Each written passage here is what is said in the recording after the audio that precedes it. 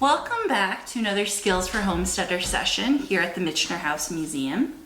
Today we are going to do another Christmassy craft. This is something I remember doing with my grandmother when I was a little girl, and that is making paper snowflakes to hang in your window. So you will need just a couple of things. The first, you're going to need some white paper. This is printer paper, so I'm sure your mom or dad or grandma or someone has some. If not, you can probably find some at the dollar store. You could also, if you're out and about, as long as it's a thinner paper, you could get something that has glitter or whatever you want on it. You can be creative. You're also going to need scissors, and these scissors need to have a little bit of a point to them. Rounded scissors don't work very well, so this probably isn't the best activity for someone who is really little and still uses safety scissors. You might want to be a bit older, or maybe you help fold and tell the bigger person in your life where to cut, and then they can do the rest for you.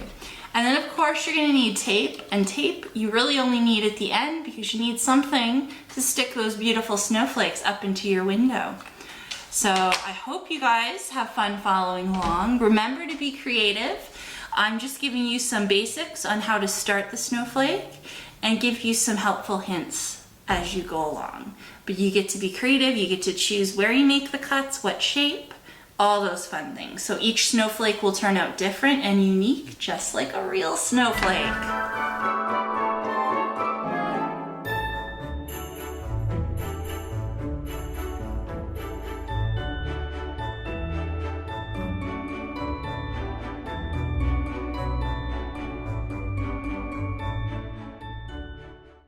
So the main thing you need to keep in mind is you will have one end of this folded up piece of paper where all the folds connect. And that is really important because that is what holds the entire piece of paper together.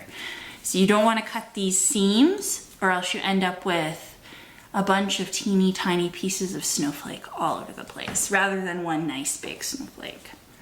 So what I'm going to do is I'm going to cut off part of this tip here. And that's going to help make this more of a circular shape. It's not going to be perfect, but is going to help just a bit to make this a bit easier to work with. And if you are a bit stronger, you can fold this again and you'll end up with a bit of a cone, or you can do your cuts from the triangle piece. So I'm going to go ahead and start making cuts. You can make them up and down the sides here, along the top, and if you're really detailed and really careful, you can fold it again so that you make some cuts that'll be more in the middle area.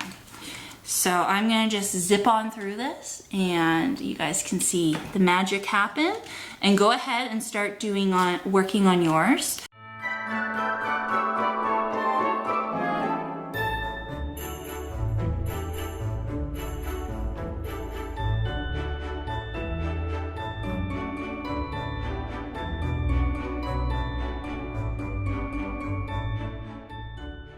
Cut out a bunch of different random pieces from this lovely piece of paper. We are going to unfold this and see what the end results are going to be.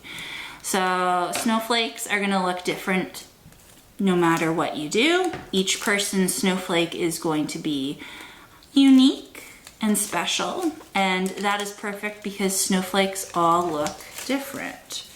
So I'm just going to try to flatten that a bit. And that is what the final snowflake looks like. So as you can tell, it looks really different from the example one I did. And the more you fold the paper, the more patterns you get.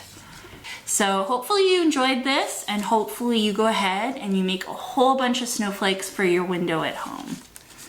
Thank you for tuning in, and we look forward to teaching you and showing you something new next week.